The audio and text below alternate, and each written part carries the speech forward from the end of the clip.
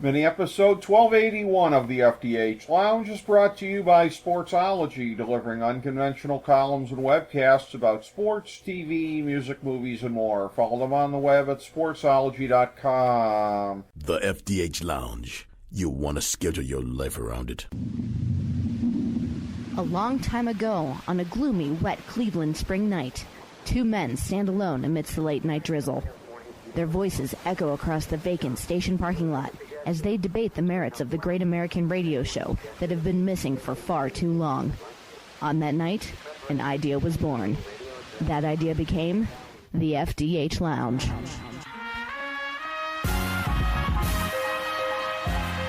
Welcome to the FDH Lounge. Hello, everyone. Welcome to FDH Lounge mini episode 1281. This is FDH Managing Partner Rick Morris, and we are here for our third annual Don Coster Memorial Tribute on the show. We usually do it as a preview of the baseball season, but we weren't able to do that in July, so we have gathered the usual suspects here, my longtime friends. First of all, FDH Lounge dignitary Ken Detweiler, and also FDH Lounge dignitary Steve Callis. Of course, again, just to recap for everybody, Ken and I first met at the late lamented Sports Talk Network back in 2004 when he asked me to sit in as his sidekick for a little bit here because his brother-in-law, Don Coster, was his sidekick for his new baseball show. But even then, unfortunately, there would be some health problems that would flare up with Don from time to time. So Don and I, over the next couple of years, together and separately, served as Ken's sidekicks on Life's a Pitch with Ken Detweiler, a show which I have often said there's a couple shows at the Sports Talk Network. Of course, Reality Check with Ron Glasnap and Dave Adams, the show that I started doing with them in 2003. That's definitely a precursor to the FDH Lounge. Life's a Pitch with Ken Detweiler definitely is. The main thing where the Lounge differs from these other shows is that it covers all subjects. But as far as the spirit of it, as far as the conversational banter, everything else about that, there's a couple of shows that really influenced it.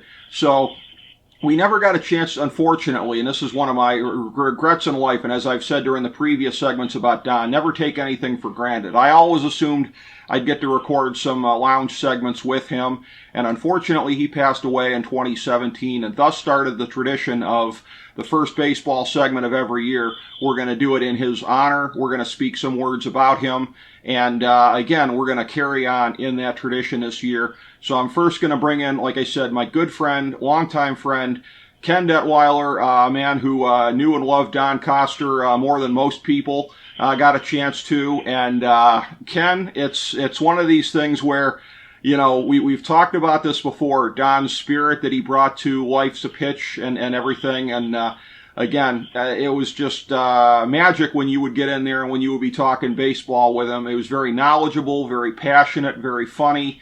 And somebody who, as you commented off air, of course, yes, the Scripps School pedigree from Ohio University here, which is a very prized one, may I say, in a very self-serving way.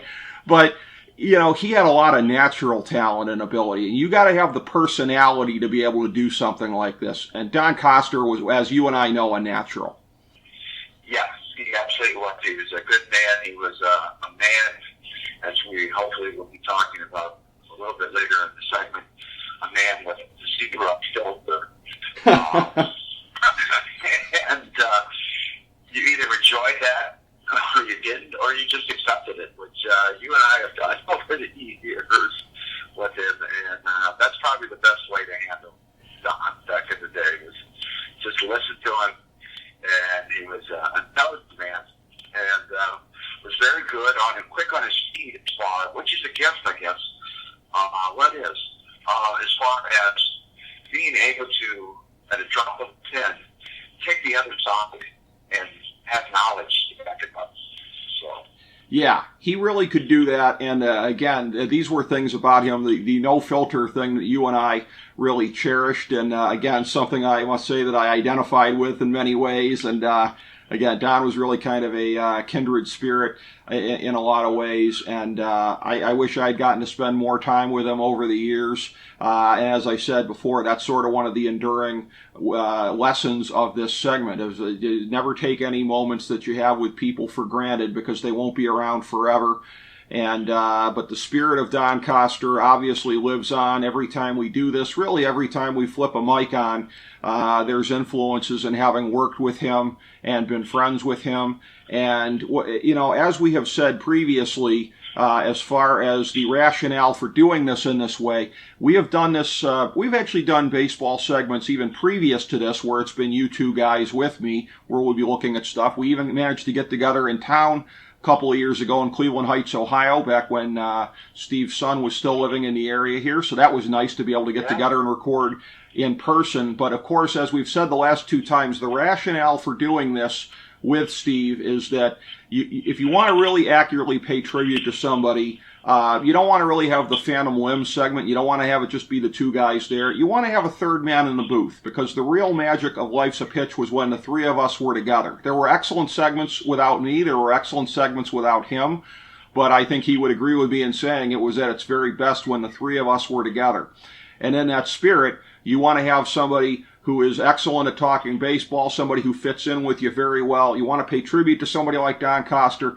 That's how you do it. You have somebody else in there who is worthy of being in that spot. And without question, that man would be good friend Steve Callis, of course, with the Callis Remarks podcast with good friend Joe Stazak, appearing on Joe's show quite often on 97.5 The Fanatic in Philadelphia.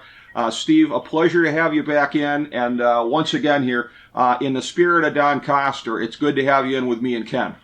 Well, I appreciate you guys having me on. Obviously, nobody can replace Don, but it really is an honor to sit in for him, for lack of a better word. But we all love talking baseball, so I'm ready to do it whenever you guys are ready. Well, yeah, and that's the thing.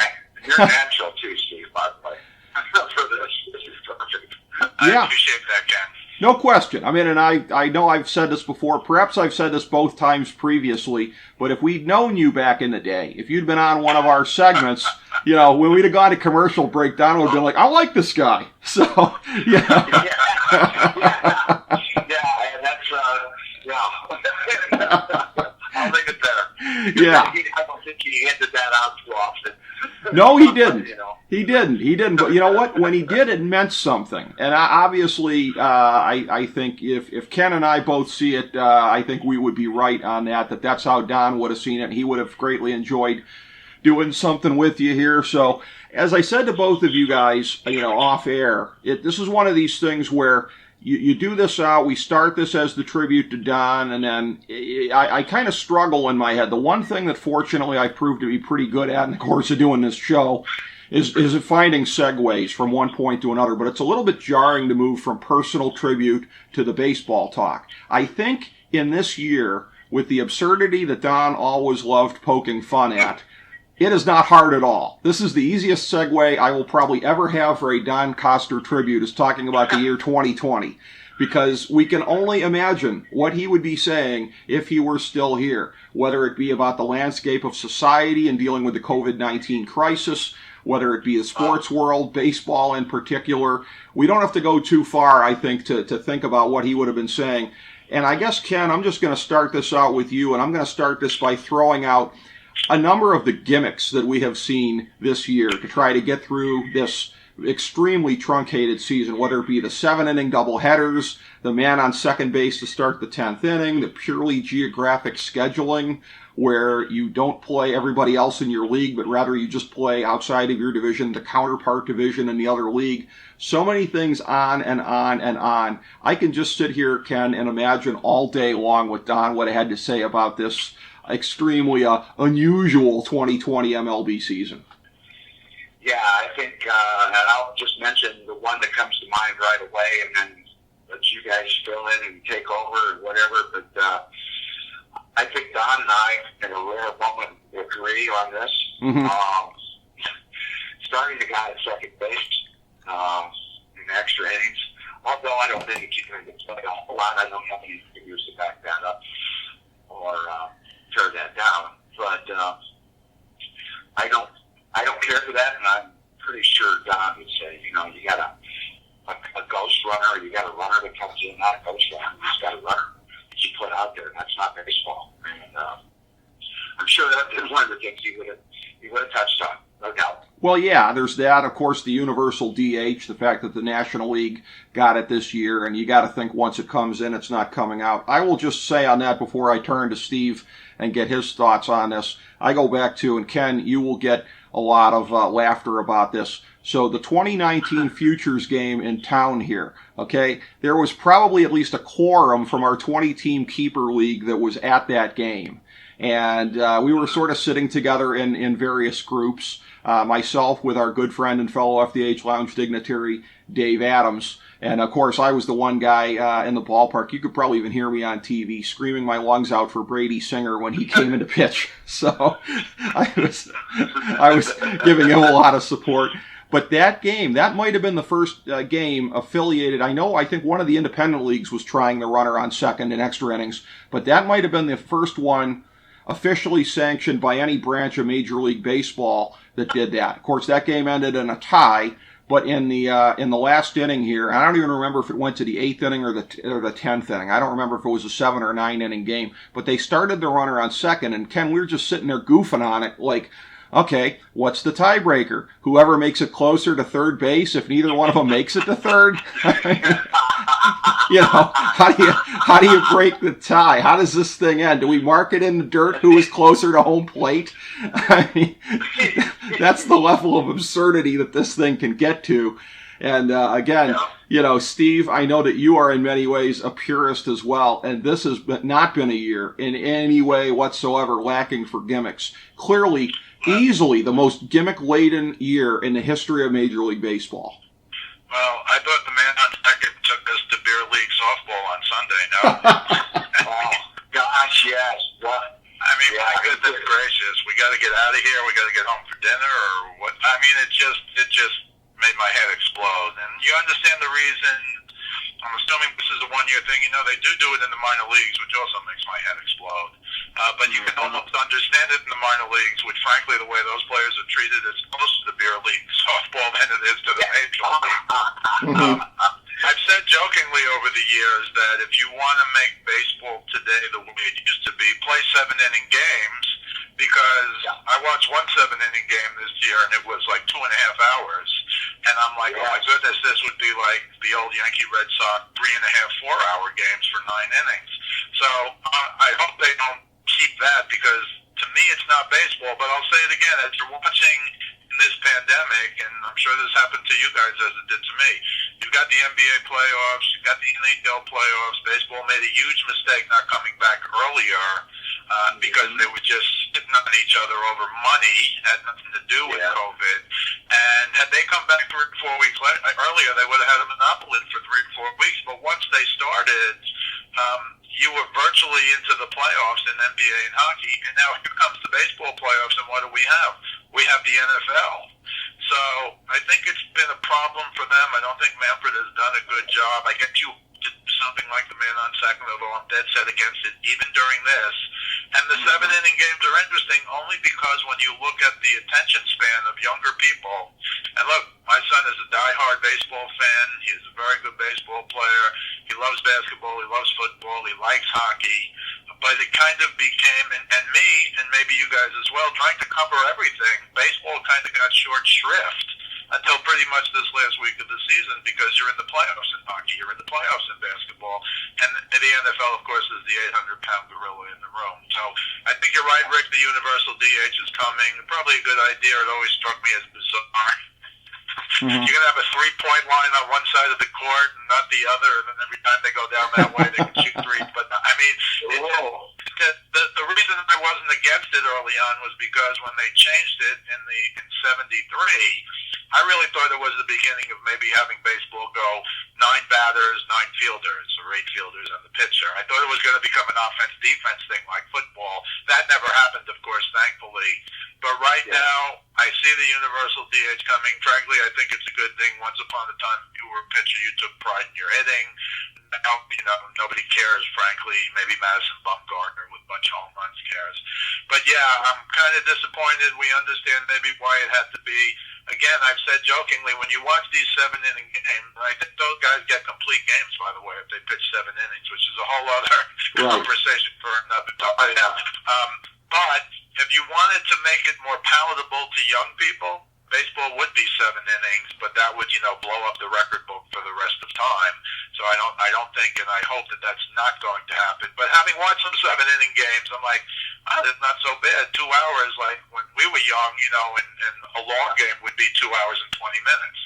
So we'll leave that for now, and we'll get to the team.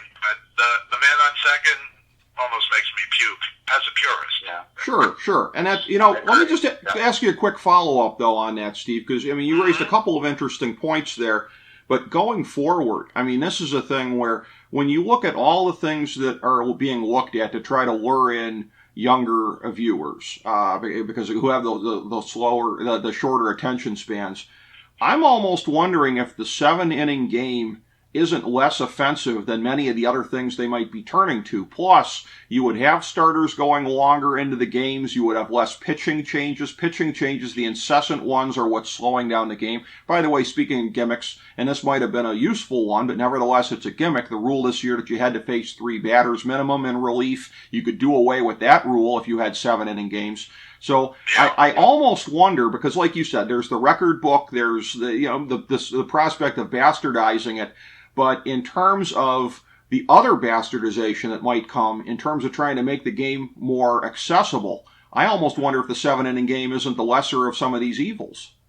Well, I don't disagree with that. Again, I've said it jokingly over the years. Now that we've actually seen it, I'm sitting there going, on the one hand, it's not, and I know some purists like me who are like, 7 innings is not baseball.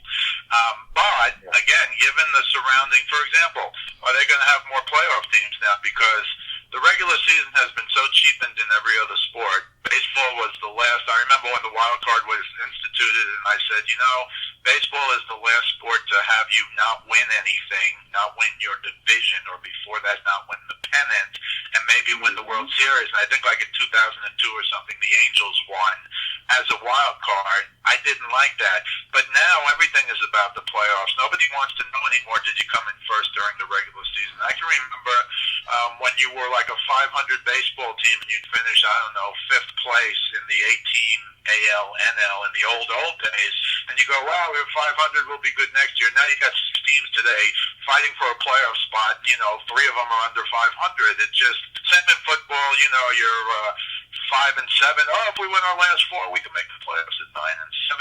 Somebody in the NFC East is going to be 8 and 8 this year and win a division. Whatever happened to not rewarding mediocrity? And to me, that's what you have now in sports, and it's cheapened the regular season. And to have 16 teams in their mind is what? We're going to make more money in the playoffs. So I'm afraid that something like that might happen next year as well. I hope not. And again, the regular season is just so cheapened in everything, and now baseball is going that way. Certainly this year, we'll see what happens next year. Well, yeah, I would agree with that. Pandora's box, maybe. Oh, that's right. And Ken, I want to ask you, in terms of some of these things that have been bandied about to try to make the game more accessible here to a younger demographic, what's your sense of if the 7-inning game is the lesser of some of these evils, or if it's something that you think is just a complete bastardization? How do you see it going forward? Well, I agree with Steve. I'm the traditionalist. In the 9 innings, I liked, but the games are going way too long for whatever reason. And one of the reasons they were trying to shorten it was this idiotic thing at second base, which we started off with. However, the games are going longer now, or as long as they did previously. And having been a high school baseball coach all the next year will probably be my 50th year coaching high school. It's 7 innings. Wow. I like 7 innings. You're in and out.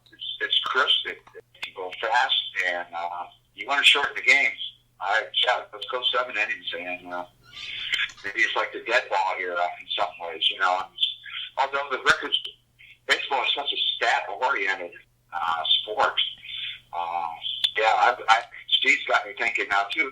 Which I always enjoy, but yet I get angst. I go, I wish somebody had mentioned that, or I wish Rick had mentioned this. Because now my feeble mind starts thinking in other ways, and I go, yeah, that makes sense. But damn it, this is the way it's always been. So. But yeah, I could see myself casting a vote for the 7 innings. Very interesting, yeah. And in looking at it, this is one of these things where again, baseball going forward has to examine what they're going to be doing. And again, I don't look for it to be on a widespread basis, but yeah, that is something that is potentially the lesser than some of these other evils in terms of shortening the game, because as we've mentioned, some of the things that have been tried to shorten the game have failed. In looking a little bit more directly here at the postseason, again, we are going to go super, super, super big picture, because with the blur of games that are going to be happening in the first round here, the whole notion of let's go inside the numbers in this matchup in the wild card, best 2 out of 3, does not make sense. Doesn't make sense on any level, folks. We're not even going to try it. It's all pretty much, you get outside of the top teams and it's pretty random. It's not like seeds really mean anything. In a year when the Yankees are, as of this taping on the last day of the season, the 5 seed, seeds don't really mean a whole lot if that's the case, because you'd pretty much, I would guess, in the American League, rather stay out of their way than do anything else, basically. But in looking at this here, Steve, this is one of these things where this season, in a way, going into the playoffs, you almost have the aspect of pre-interleague ball coming back, when in the World Series, the American League and National League teams definitely hadn't seen one another. We'll be seeing that as soon as the first round matchups here, because of the whole thing of, again, you only play within your own division and the counterpart division in the other league. So there will be so many teams from the first round of the playoffs all the way through that have not faced the team at all in the regular season that they're going to be playing. Now, this is a thing where, and I know a man near and dear to your heart, Steve Callis, because he's the son of your high school basketball coach, Michael Malone. We talked about this, Ben Chu and I, going into the NBA preview, when we said, you know, you look at Michael Porter Jr., we thought Ball also, but you have a chance to weaponize the unfamiliarity. And Michael Malone, being the very smart guy that he did, he at least turned Michael Porter Jr. loose. I guess Porter will say it took a lot of prodding, but be that as it may, Michael Malone was smart enough to do that. It was a key to them making it all the way to the Western Conference Finals. And I look at this in baseball, and the guy that I'm going to throw out for as an example would be Tristan McKenzie from the Indians, the longtime pitching prospect who he's been hurt for the last 2 years, but this year they just said, you know what the heck, we're going to bring the guy up in there, we need arms, and he has done very, very well in the time that he has been in there. He probably will be in the bullpen more than in the starting rotation in the postseason, but be that as it may, it's going to be one of these things where, yes, there's film on him, whereas there wasn't a lot of film on Michael Porter Jr. in the rotation for Denver. You had film on him, but not in a regular role. So this is not exactly the same as what happened in the NHL and the NBA bubbles when they would throw guys in there. And by the way, in the NHL bubble, outside of Miro Heiskanen, there really hasn't been anybody, I think, that's really stepped up to that kind of a degree the way that Porter and many of the others have in the NBA bubble. But I wonder going into this, yes, there's going to be film of these guys from this year. You're going to have film to look at, but you're not going to have the direct experience of going up against somebody. And this is going to be a factor going all the way through the playoffs, the unfamiliarity and matchups. Yeah, it's actually fascinating to me. And what's most interesting is, so you have a team like the Yankees, and you're correct, they could be the 5th seed or whatever. But, you know, as we tape this right before the final, all the games at 3:05 this afternoon, if the Yankees lose and the Blue Jays win, the Yankees are the number 8 seed. Wow. And I've actually been half-jokingly saying, you know, maybe the Yankees should dump, because I like the Yankees to win it all before the season started. And I may even pick them now when we do our picks. I'm still on the fence. But Tampa Bay, if you ask me, Tampa Bay is probably a better baseball team than the Yankees, which is hard to believe. But if I'm the Yankees and I pick up not a better baseball team than Tampa, do I want to play them best of 3, best of 5, best of 7? Of course I want to play them best of 3. I can throw out Eric Cole there for at least one game, you know, hope for the best after that. And I got the big bumpers who are at least healthy. So I knew there was no real advantage to being, for example, the number 1 seed, except you get home field advantage, which I guess it's still an advantage because you sleep in your own bed and all that. Obviously, there's no fans there, so it's not the gigantic advantage it could be. But I'll say it again. You want to get these guys early if you can play a best of 3, if you think they are better than you. And I think certainly for the season, and look, a lot of people pick Tampa Bay to win the East. They wanted to surprise. I mean, I thought it was Joe Madden for years. Now Kevin Cash has proven himself as an excellent manager. They still do more more with less than any team in baseball, and it's been like that for many years now. They don't get the top draft picks like they did, when they got David Price and Rocco Baldelli and a bunch of other really good, Josh Hamilton, if you go way back. But I think it's interesting. I think you make a good point about this goes back to before Interleague when we were young, and it was like a big deal. The Yankees are going to play the Cardinals. They maybe played them once in spring training or never saw them at all. And I think you're also right, Rick, in that, it's common in all sports. You can watch all the film you want. The basketball game, you can watch, you don't really know the speed of the game. It's the same in baseball. You can watch a guy throw 100 pitches, but until you get in there and see his breaking ball, does his fastball move? How about his curveball? Is it different? Can you pick it up out of his hand? There's so many things you don't see until you step into the batter's box against that actual guy. So I think it's going to be the pitchers have the advantage, although, and I don't want to go off at a riff about this, the home runs this year struck me like the home runs last year. I'll only say one thing. The New York Yankees hit 19 home runs in the 3-game series, and it's the all-time record for home runs in the series, whether it's 2, 3, 4, 5, or I don't know if they ever had a 6-game series, but nobody's hit more than 19 more home runs in the series. And to me, purist, there's still something wrong with that. I would agree with that. I definitely would.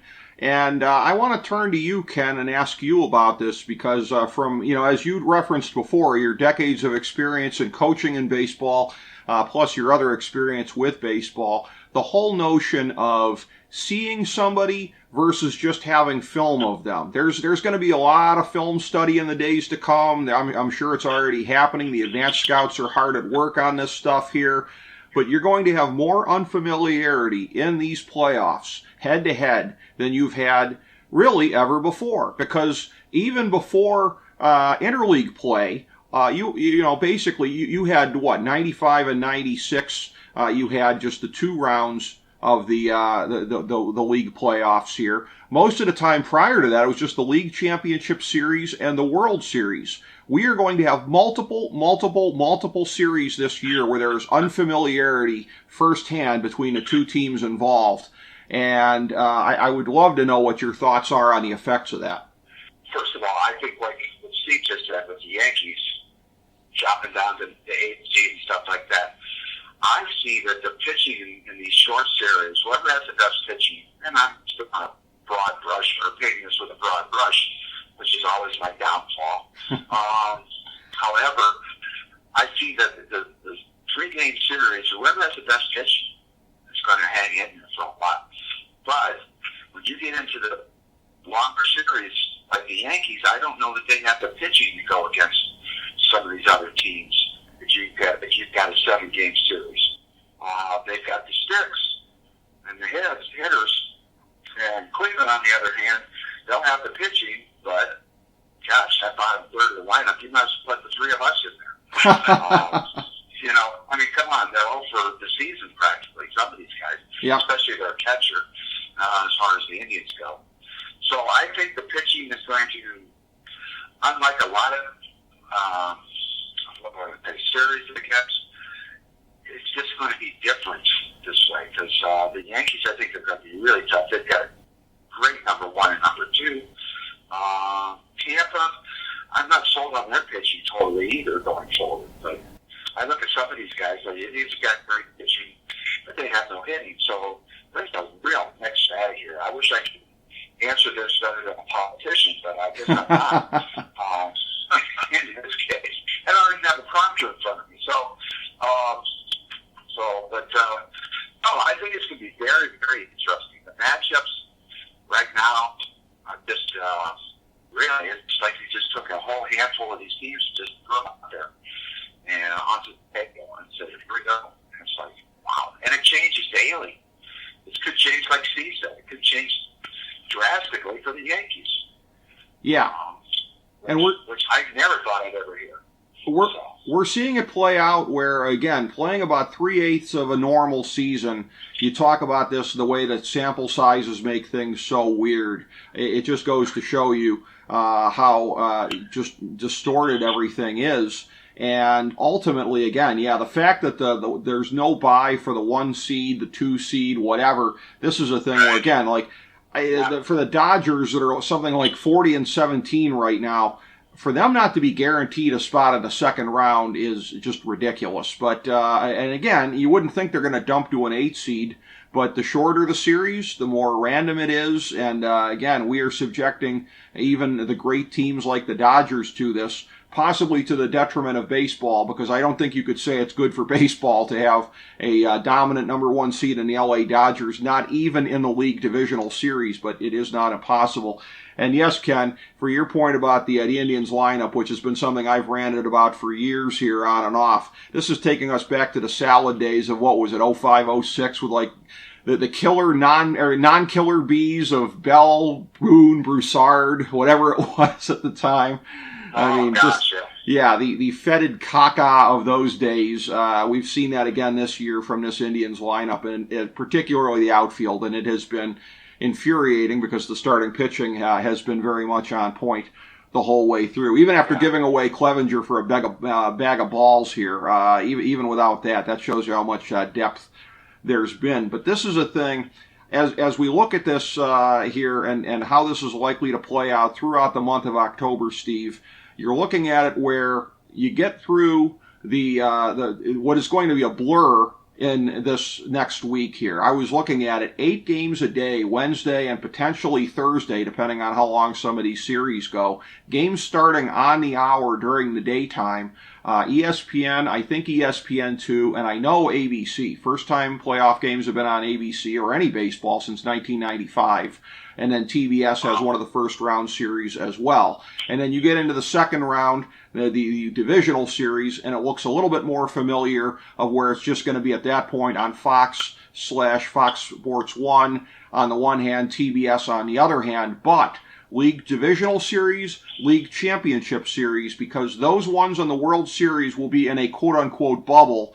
And we might be throwing bubble around loosely right now as far as what it is. If the players are just going right from the hotel to the ballpark, then it's a bubble. But I'm not sure I agree with this. There was actually a physical campus in Orlando, Toronto, and Edmonton that everybody was confined within. That was a bubble. This MLB thing, I don't know if it's a literal bubble or not. We'll have to see. But anyways, no travel days in the LCS and the LDS because there's no travel. You get to your site, so the LDS will play out over 5 days, up to 5 days. The LCS will play out up to 7 days. One would think that would affect a lot, particularly as far as pitching, and I would think that the composition of these postseason rosters, Steve, would probably be tilted to make sure that you get enough fresh arms in there because you're going to have guys getting used an awful lot. You want to make sure you don't wear them out. But thoughts on how the format beyond the first round is going to play out this year for these teams? Well, I mean, you're absolutely right. The first round, of course, because it's 3 days straight, is going to affect the pitching, obviously, into the next round, which is best of 5. I think it's good, and you've heard a lot of the basketball players say, well, we haven't really had to travel anywhere, so we're fresh. Even the few times they had to go back-to-back, not really in the playoffs. Now, in the NHL, they went back-to-back the last 2 nights, and they went double overtime last night, so that has to be tough. Yeah, I thought that was Bush League. I think it's Bush League to do it in the finals. Well, you know why they did it. They didn't want to fight football. Right. I mean, it's just disgusting. I would rather they have waited. Monday or wait Tuesday. till Monday. Yes. Yeah. And look, maybe it's all about the money. I really have no idea, but I agree with that. I think it's the first time since the 60s in the NHL. But I think the bigger point is nobody really has to get on a plane and fly cross country or go. I think somebody complained because the finals are in Edmonton. I think one team complained that they were flying from Toronto to Edmonton. Which I thought, wow. I guess it was only the finals, so maybe it was, maybe it was Tampa Bay. I don't know, but I heard some complaints. It's like the first time you got to play in 6 or 7 or 8 weeks, whatever it's been, because it really is the second season in hockey and basketball, and now I guess in baseball too this year anyway.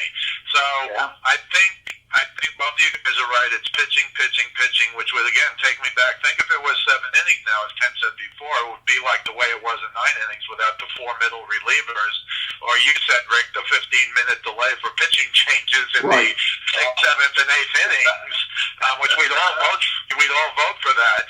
But I think, I think, can you use your closer? Are you going to use them 3 days in a row as opposed to normally 2? And the other thing I'll say, because we're all old enough to remember these days, I mean, my goodness, guys had to get days off in a 60-game season. I mean, if you go back and look in the old days, guys played 154 games. Plenty of guys played 154 games when it was 154 games. Lots of guys played 162. And I just saw today that nobody played 60 games of a 60-game schedule. I think the high was 58. Wow. So again, to me, and maybe you'll tell me I'm just old-fashioned, but the notion that these guys, think of the uniforms those guys wear. I'm sure you guys wore them when you were young.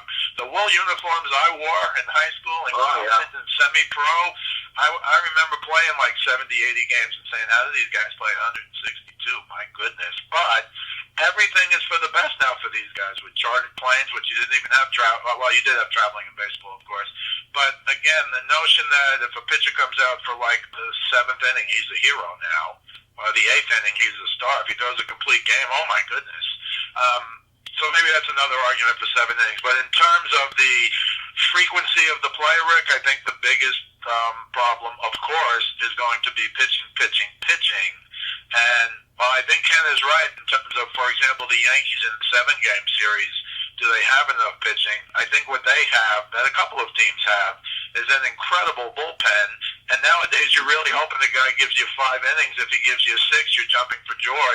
Because a team like the Yankees, they got 5, 6 guys in the bullpen who are really, really good. Haven't had great seasons, of course, but they're really, really good. And this is really literally going to be what team is playing the best at the start of the playoffs who gets out of that first 3-game series. Because I agree with you guys, there could be upsets galore in the first 3-game series because it's a 3-game series and anything can happen. Very much so. Very much so. And Ken, in looking at this here, I'm particularly interested, again, like I said, from your decades of experience coaching, this is one of these things where I know that it's always one of these things where when you look at your pitching, when you look at when to make changes and whatever, there's always the notion of living for today versus living for tomorrow. And you get into a series like this, how do you think it's going to affect the managerial process here when you're looking at this, when there are no days off, and if you're in a situation in a game that's high leverage? I mean, do you basically risk burning out guys for the rest of the series versus you live just to make it to another day? Or what are going to be some of the managerial considerations about no days off in the LDS and the LCS, because this is something we're not used to seeing?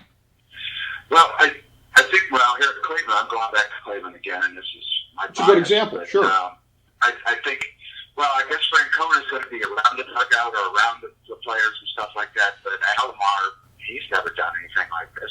Right. But getting back to your question, and I'm going to preface it with my favorite manager, who I took a lot of my ways of doing it, right or wrong, sometimes wrong, was Billy Martin. And basically, we go balls to the wall. 3-game series, and I've been in those before, travel ball and things like that. That is a very short season. 2 games a year, bye-bye. So if you've got them, if you got your opponent down, you go for it. You just tear it up and make sure they stay down. And right or wrong, sometimes it backfires. But my way I would do it and the way I think some of these guys would do it, of course I don't know. These guys are professionals as far as managers go, is I would just air it out. You've got to look at this not as a 7-game series, because it isn't, but it's a 3-game series. And, you lose game 1, you're up against it. It's over if you don't win game 2. So, but, I think, and that, as a fan, that excites me. Yeah. Now we'll see what guys are ready to, pack their bags and go home, or which guys are really in it. And, and it's nice to see Miami and some of these other teams too. I'm curious to see how they come about, like Mattingly with Miami, how he goes after it and stuff. Because are the underdog. Sure. But, Oh yeah, it's a house money situation, absolutely. For them, for the White Sox, who are probably a year ahead of schedule, but it's not surprising they would make an 8-team field. That's a couple of excellent points there, Ken. And I think teams will probably be aggressive in the way that you're describing, and it will make it fun and exciting to watch. A point that I had made to a friend of mine yesterday, which I believe all three of us have been down to the newly restored League Park. But 100 years ago, it was the Indians and don't call them the Dodgers, it was the Brooklyn Robins at the time. Bill Wambsgans with the unassisted triple play out there, and the Indians over the Dodgers 100 years ago. And oh, how poetic that would be if we get this 100 years later. But my preseason pick was Dodgers over Yankees in the World Series. I had said Yankees over, I think it was the Twins in the ALCS. And again, that's going to depend on how the seeding goes if they end up on the quote-unquote same half of the bracket. I had said Dodgers over the Braves. I think they will probably be on opposite ends of the bracket, so I can probably stick to that one there. So I'm going to stay with what I said going in. I haven't really seen anything to dissuade me on that. The Yankees got off to a garbage start. They were looking like they could be iffy to even make this, and then, of course, they turned it on. Nobody has been hotter than them for much of the month of September. I'll stick with Yankees over Dodgers. Steve, I did the preseason segment with you. Are you sticking to what you said then? I am, grudgingly, because I hate to go off what I had. I don't know that the Yankees could get through. I think they can beat anyone, and they can lose to anyone. It's been that kind of up and down season. You got a guy like Sanchez, who's not a great defensive catcher, as you guys know, hitting 151 for the year, where the reason he was stomached by the Yankees as a poor defensive catcher was his big bat. He comes back to hit 10 home runs, and 10 home runs in this season comes out to 25 home runs. So I kind of looked at guys in double-digit home runs and just multiply it by, doing math to get to 25. But Kyle Higashioka, who is their backup catcher, has become Garrett Cole's personal catcher. And they work very well together, and Higashioka actually hit 3 home runs in one game, which no one ever thought that could happen in the history of the world. So I'm still going to pick the Yankees. I have them beating the A's in the Final Four, for lack of a better term. The A's have pretty good pitching, but their hitting has become so poor that their .224 season average going into the last day of the year is the lowest in the history of their franchise. Wow. They've hit .201 in September. So you're not looking at, their one big power guy is Matt Olson, who has 14 homers and 42 RBIs. He's hitting 199. Yeah. So, but, they have this Chris Bassett, who was the number 4 or 5 starter at the beginning of the year. He's 5-2 with a 2.29 ERA. He might be their best. Sean Manaea is lined up to start the first game. He's 2.25 ERA over his last 5 starts. They got Mike Fiers, who ratted out the Astros, who I think that's a good thing. Although many people call him a traitor, I think that was a good thing. And he's been okay, and they got Jesus Luzardo, but their strength, they got a bunch of guys on the back end. This Liam Hendricks might be the best closer in the league this year. He's 3-1 with a 1.78 ERA and 14 saves. They got a guy, Jake Diekman, with a 0.44 ERA, a lefty. He's given up 1 earned run in 20 appearances. He pitches like an inning every appearance. They got other guys, Soraya Petit, TJ McFarland. I think it's true that you have to rely on the pitching, as Ken said, especially in these short series. And they're almost like the hitless wonders now, the A's. Chapman, his year was over early. But I haven't seen enough. I don't think these are the strongest, but I'm worried, of course, about Tampa Bay, who I thought pretty much manhandled the Yankees this year. But that's why I'd almost like the Yankees. If you had an 8 seed win the World Series in baseball, that should be the end of baseball, in my opinion. But if the Yankees are the 8 seed, and again, that can happen if they lose today and Toronto wins, I think they'll be better off because, as Ken alluded to, how many pitchers do the Yankees really have? Gary Cole's a legit number 1, of course, but Tanaka's been good, not great. they got this rookie Garcia who might actually get a start in the playoffs. 21-year-old rookie who's pitched pretty well. J.A. Happ has been okay despite arguing with the manager when they take him out of games or stuff. But, the Yankees on the back end, again, we're talking about bullpen, so I'm almost picking the A's on the bullpen. I'm not picking the Yankees on the bullpen, but I like Zach Britton and Chad Green and Ottavino and Chapman on the back end. I mean, their relievers are stud relievers. And, I got guys nobody talks about. This Clint Frazier has been ripped off by the Yankees for 4 or 5 years now. He can never get into the lineup. He gets into the lineup now. He's hitting like 280 with 8 homers and these 6 RBIs and limited at bats. Watch how the ball comes off his bat because it's not like any others. They talk about his bat speed. Urshela, who everyone said was a freak last year because he was a 240 lifetime hitter, he hit 314. Well, he's hitting 306 this year. You got Judge and Stanton at least healthy.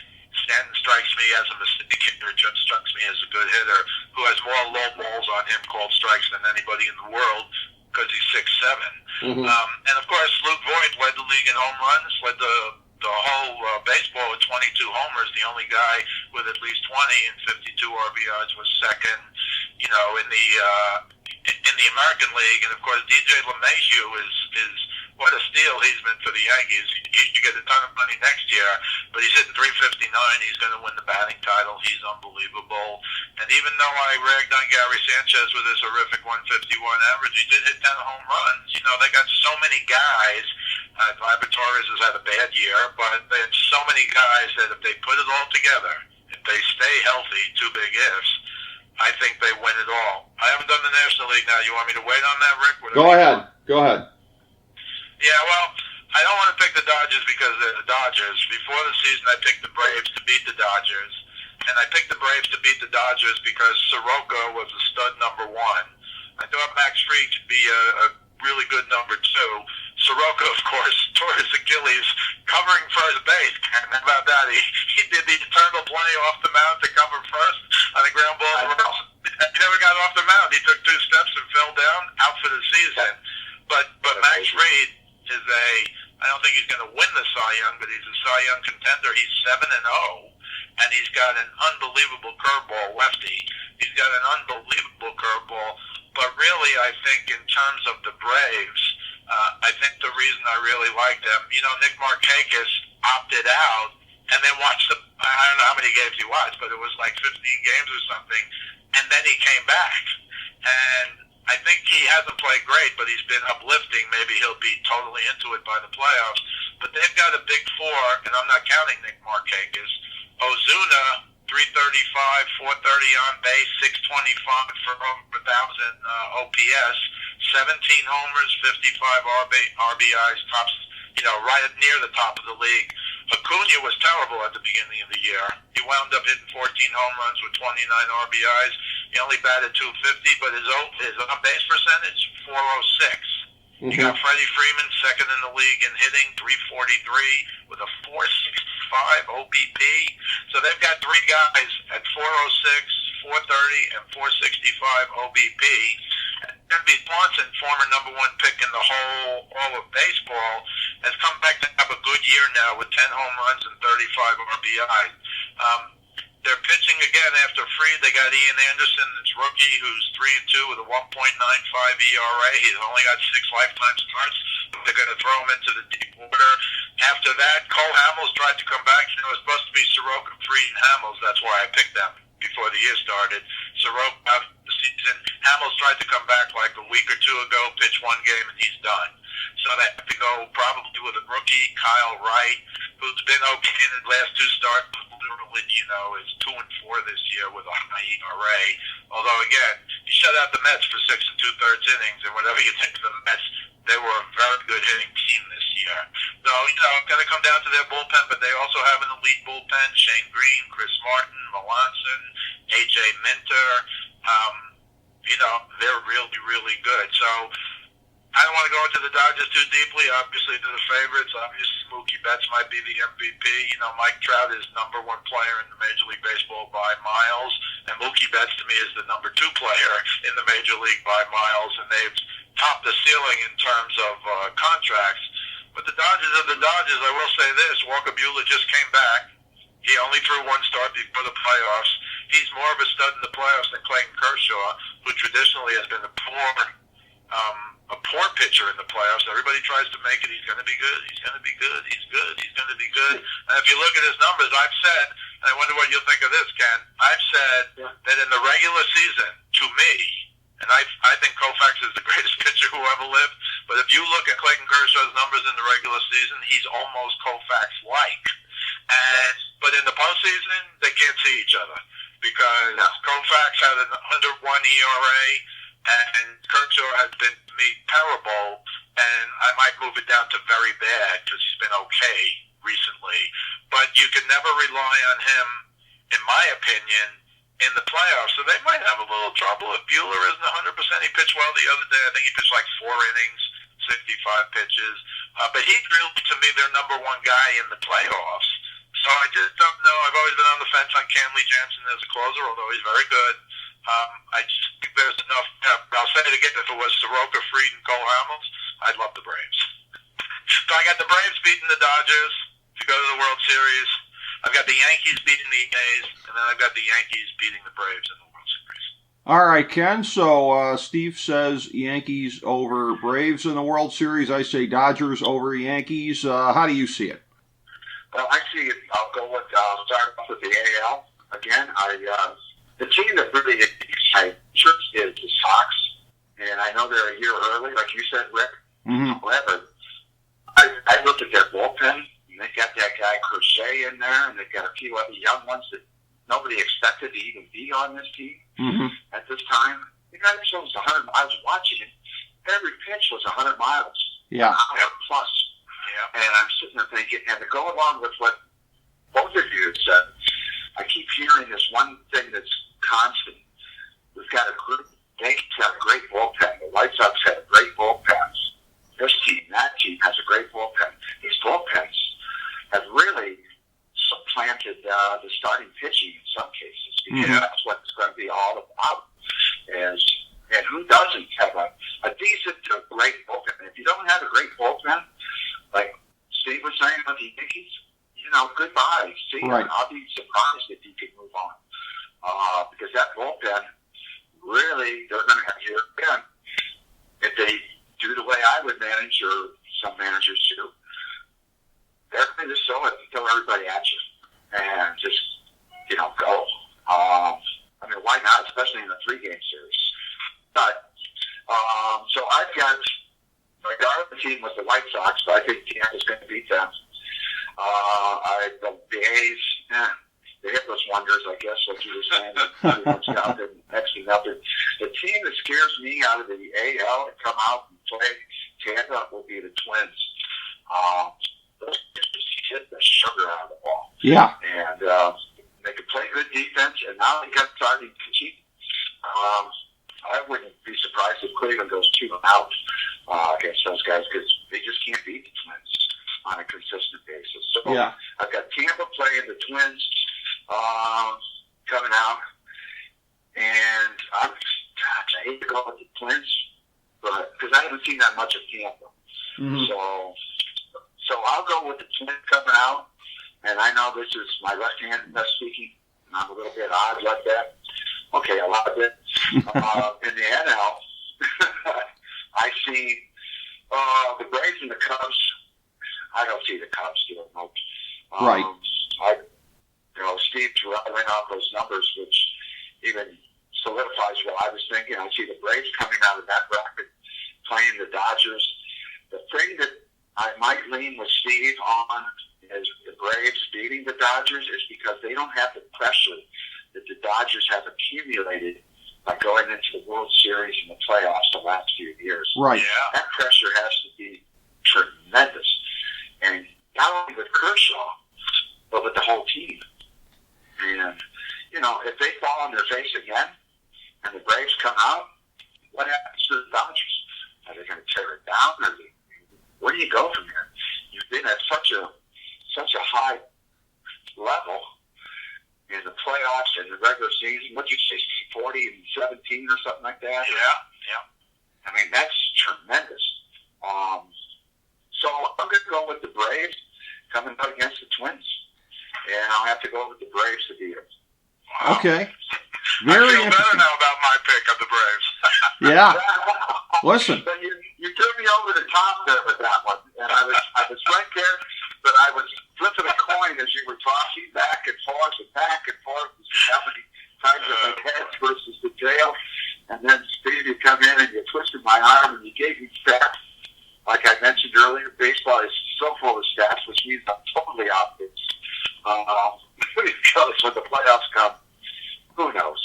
Well, yeah, and look, I got the Braves going to the LCS also, too, so I have the Braves going pretty far, albeit not as far as you gentlemen, but yeah, so much interest, so much intrigue lying ahead based on how this is going and how this is going to unfold, and I'll just bring it all the way around here on a 2020 note in looking at this here, that you talk about the Dodgers, how long have they been expected to really do something? Let us not forget the dawn of the career of Clayton Kershaw. You're talking back around 2008 when they still had Matt Kemp in there. The Dodgers have been knocking on the door for 12 years now.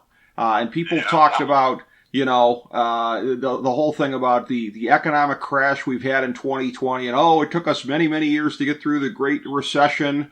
The Dodgers have been on the verge of doing something since the Great Recession, 2008. They were in the NLCS in 2008 and 2009. I was just referencing this recently, how much I loved having Tommy Lasorda on the show because I knew he would give me a straight answer. It was in 2009, right? I knew like anybody else in baseball would not have given me a straight answer, but I did. And I said, going into the playoffs here, Clayton Kershaw, are you going to kind of need him to do like Josh Beckett in 2003 and sort of pitch beyond his years and sort of be his future self? Are you going to be leaning on him like that? Anybody else in baseball would have been like, I don't want to put that kind of pressure on the kid. And Tommy Lasorda was like, yeah, pretty much that's the case. Yeah, we're going to need him to step up.